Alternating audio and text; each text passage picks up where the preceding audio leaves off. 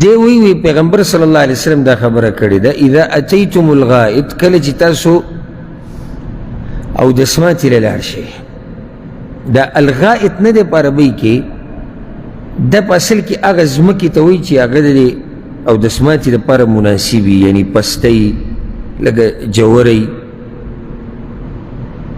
نو بیا په عربۍ کې دا غائط دا د او دسماتي دپاره مې استعمال شو د ډکو میچازو دپاره حالانکه ډکو میچازو ته غائط نه ویلی کېږي خو د دغه ځینوم په دې ډکو میچازو کې ایښودی شو ولې ځکه چې ډکو میچازو هغه خپل نوم هغه ستا هغه دومره مناسب نه دي نو غائط ورته ویل دا مناسب دی لکه څنګه چې موږ ورته ډکې میچازې وایو دا یو ادب دی چې سړی داسې بعض الفاظ کله ناکله الفاظ سړی د وضاحت دپاره استعمالوي یو نیمځي کې خو چې وضاحت ته ضرورت نه او خلک پرې پوهوي نو کله سړی بعض ټکي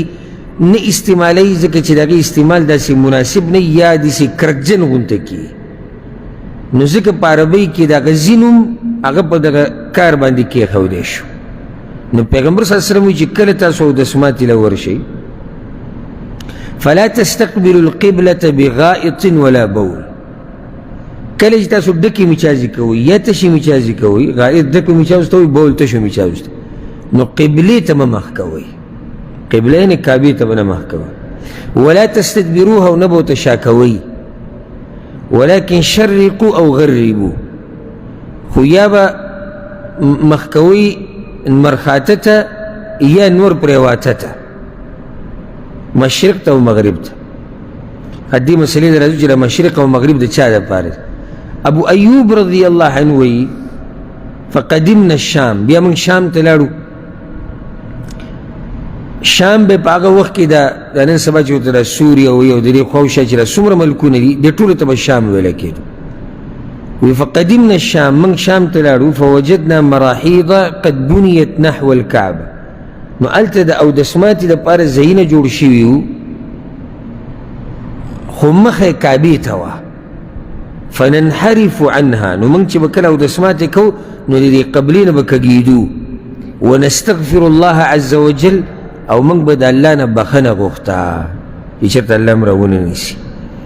دا حدیث امام بخاري امام مسلم راوړی په دې کې غټ ادب بیان شوی دی هغه دا چې د اودسماتي په وخت کې قبلې ته مخ کول او شا کول نه دي پکار دیسی کی چې پیغمبر صلی الله علیه وسلم دا خبره کړې ده چې شرق او غربو یا مشرق ته مخ کوئ یا مغرب ته دا د مدینې والا دپاره دي ځکه چې د مدینې والا قبله نه په مشرق ته او نه په مغرب ده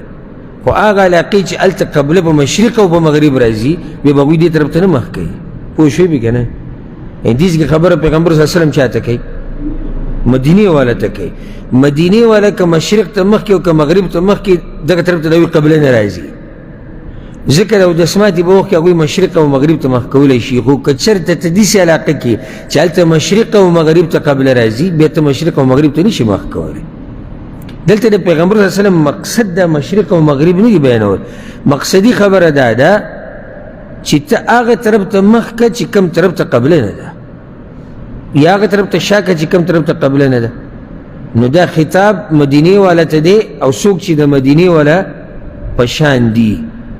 دا بل روایت وایو بیا درته مسله واضحه کوم قبلې ته مخ کول او شا کول دا دویم روایت دی د عبدالله بن عمر رضی الله عنهما وی رقیت یوما علی بیت حفصه یو پیر زه د حفصه رضی الله عنها کور ته بره وختم حفصه څوک ته د عمر رضی الله عنه خور د عمر لور ده د عبدالله بن عمر خور ده د پیغمبر صلی الله علیه وسلم بیبي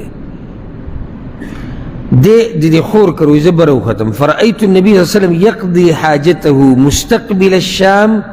مستدبر الكعبه ما پیغمبر صلی الله علیه وسلم ولیدو چې اودسماتې کوو قبلې ته شا کړې وه شام ته مخه کړې وه ګوره که تېر شوي روایت کې دي چې نه به ورته مخ کې نه به ورته شا کې او دې ځای کې ورته پیغمبر صلی الله علیه وسلم پخپله شا کړې ده مستقبلا بیت المقدس روایت کې راځي چې مخه بیت المقدس ته وه یعنې فلسطین ته وه او شا یې کوم طرف ته وه شای کعبې طرف ته دا روایت امام بخاري امام مسلم راوړي اوس بیا درته دا وایم چې څو پورې د علماو ته نه وي واپس شوی د هغه وخته پورې ستا مسلې نه حل کېږي او بغیر د استاز نه چې څوک دین زده کوي نو د ده روغې مسلې دومره نه وي څومره چې غلطیانې او کوتاهیانې لکه اوس یو سړی دا 2 حدیثونه ووایي او یاره دا څنګه ده کیدای شي دینه منکر شي لکه منکر حدیث ته جوړ شي یاره دا څه قصه ده او دا ولې او دا څنګه داسې وشو ده نو چې کله ته د یو عالم سره کښېنې خو پوهه عالم سره یو خو ډکه اوسدو والا دي نن سبا یو پوهه عالم سره کښېنې چې هغه په قرآن او په حدیث باندې پوهېږي او الله والا تجربه ورکړي او الله والا پوهه ورکړي هغه به تا پوه کړي چې دې څه مطلب دی چې یو حدیث کې دا دی بلکې دا دی راځو دې مسلې له چې قبلې ته مخ کول او شا کول څنګه دي په دې کې د علماو ډېر لوی اختلاف دی خو نږدې اقوال دلایلو په رڼا کې هغه 3 دي یو بعض علما دا وایي قبلې ته مخ کول شا کول حرام نه دي خو مکروه دي مکروه مطلب دا دی یعنی که چا ورته مخ کړو یا شا کړو نو ښه کار یې ونه کړو خو ګناهګارېږي نه دا یو قول دی ولې لکه تاسو ولې دا خبره کوئ وی هلته 2 حدیثونه راغلي دي یو ځای کې پیغمبر صلی الله علیه وسلم منع کړی بل ځای کې به خپله دا کار کړی نو معنی ده چې د پیغمبر صلی الله علیه وسلم دا منع دې دپاره نه و چې دا کار حرام دی خو پیغمبر صلی الله علیه وسلم وایي چې ښه خبره نه ده څه دلیل دی چې ښه خبره نه ده وي هغه په خپله دا کار کړی دی وی د قبلې احترام دې مې کوه خو که چا وکړو نو یې نه ګناهګارېږي دا یو قول دی دویم قول دا دی چې نه قبلې ته مخ کول شا کول په هر حال کې حرام دي که ته په آبادۍ کې او که ته په صحرا کې یو سړی بلډینګ کې دننه باتروم جوړ شوی دی یا نن دلته ورته موږ حمام وایو حمام کې دا اودس ماتې ته چې کښېني مخې قبلې ته راځي یا شی قبلې ته راځي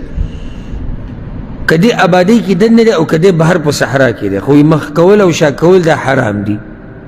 دلیل څه دی وی د ابو ایوب دا حدیث ښه واضح دی چې پیغمبر صلی الله علیه وسلم وایي نه به مخ کې نه به شا کې ښه نو د دویم حدیث به څه جواب کې کوم کې چې پیغمبر صلی الله علیه وسلم په خپله دا کار کړی تاسو زما په دې خبره پوهېږئ که نه هغوی دا وایي وی دې کې یو څو خبرې راتلی شي کیدای شي دا د پیغمبر دپاره خاص دویم او کیدای شي د پیغمبر نه یېري نو یو طرف ته وینا ده بل طرف ته کار دی او وینا د کار نه زوروری ځکه چې فعل کې ډېر سره راتلی شي کیدای شي پیغمبر نه یېري کیدای شي د هغه دپاره خاص خو دلته خو ټوس وینا ده چې نه به ورته مخکې نه به ورته شا کې نو دا زوروره د دې نه دریم قول دا دی وی په آبادۍ کې مخ کول او شا کول جایز دي په صحرا کې نه دي ښه تاسو ولې دا خبره کوئ وایي چې دا حدیثونه راجمع شي دلته پیغمبر صلی الله علیه وسلم په آبادۍ کې دی که په صحرا کې دی دا قبلې ته چې شا کړې ده آبادۍ کې دی او دا عام دا ابو ایوب رضی الله عنه دا حدیث دا د صحرا دپاره شو زما خپل ځاني زړه والله اعلم په دې دریم قول مطمئن دی چې د دلایل پکې راجمع کېږي خو بیا هم احتیاط دې کې دی چې مه ورته مخ کوه مه ورته شا کوه مسله دومره ګرانه نه ده کله سړی په یو احتیاطي قول باندې عمل وکړي خو که چېرته سړی داسې په جوور نظر ګوري او د دواړه دلایل راجمع کوي نو آبادۍ کې دننه قبلې ته مخ کول شا کول دا به دومره غټه مسله نه انشاءالله په صحرا کې دې ځان لرې ساته ځکه چې دلته ستا مخه بیا قبلې ته او ستا او دای په منځ کې څه نشته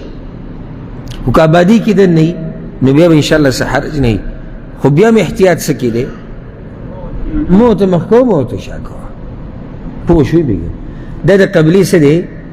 د قبلې ادب دی دلته یو څو مسلې مې ذهن ته رالې چې د ذکر کومه زموږ په دې خلکو کې مشهورې دي یوه وایي د شپې چې وده کېږي نو قبلې ته به خپې به قبلې ته کښېنه دا مسله بې دلیله ده ګورئ دا بې دلیله مسله په دې هېڅ دلیل نشته چې وده کېږي خپې قبلې ته کولی شي دې کې څه حرج نشته ښه یو سړی ناست دی مخې قبلې ته وي خپې به قبلې ته نه غځي نه دا حرام نه دي الا دا چې اوس یو سړی لکه مثال کې کعبې ته نږدې ناست دی هلته یو ادب دی چې کعبې ته خپې مه غځو دا یو ادب دی بعض خبرې دي چې د هرې خبرې دپاره ځان له دلیل نه وي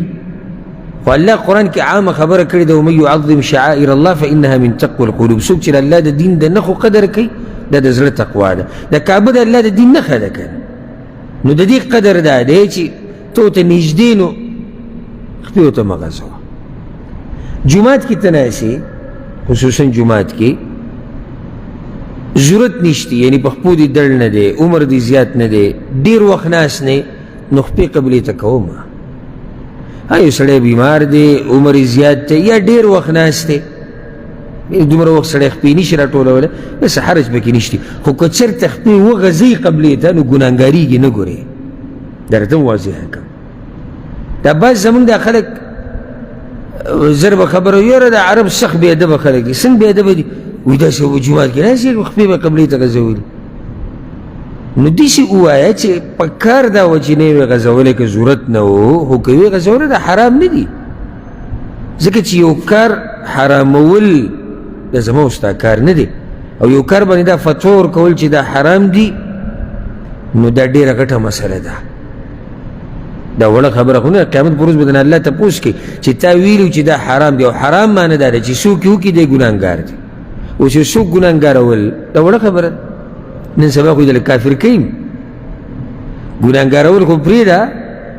بعض حضرات په مولیانو کې او عوامو کې د ژبې په سرې د کفر فتوا پرته ده. پلانې کافر یهودي د ده نه وایي هندوان ښه دي. هندو نه دی، د ده نه هندوان ښه دي. دا وړې خبرې نه دي. بل زه موږ مجلس کې ناستو، دا ملګري راسره وو، خبره د تکفیر وشوه چې مسلمان کافرول. ما دې ملګرو ته ما ګوره دا داسې معمولي مه ګڼئ چې یو سړی دا وایي چې پلانی کافر دی. ولې ته چې کله دا وایي چې پلانی کافر دی او د کفر فتوا دې پرې ولګوله نو د ده ښځه په ده طلاقه شوه. یوه دی به د مسلمانانو په مقبره کې نه ښخي، په ده به جنازه نه کېږي، حاکم وقت دی وجلی هم شي، دی به د مسلمان میراث نه لي، مسلمانان به د میراث نه لي، د ده دپاره به د بخښنې دعا نه غواړي. نو مه دا وړې خبرې دي. تا خو داسې په اسانه ووایي چې پلانی کافر. دا کافر ټکی چاته ویل یا په چا باندې د کفر فتوا صادرول داسې وړه خبره خو نه ده. حدیث رګټې مسلې تړلی شوي. بله یاده که اهمه دا سړی دی همیشه دپاره جهنمي کو، ځکه چې کافر به چېرته ځي؟ جهنم ته به شي. خبره مې دا کوله چې یو کار ته داسې په حال اسانه موږ حرام د ځان نه نشو ویلی چې څو پورې الله او د الله پیغمبر نه یې حرام کړی. نو قبلې ته خپې کول یا خپې غځول ښه کار نه دی، او که څوک یې وغځوي نه ګناهګارېږي. اوس جومات کې قرآنونه پراته دي، نو بیا ادب ښه ډېر شو، یعنې یو د قبلې ادب شو نو بل ادب د څه شو؟ د قرآن شو. بیا که خپې غځیم نو په جومات کې داسې ځي کې وغځوو چې مخامخ دته قرآنونه نه راځي، یا دا چې بره پراته او بیا جدا خبره ده. دا یو ادب دی. الله دې به مونږ کې دا ادب پیدا کړي.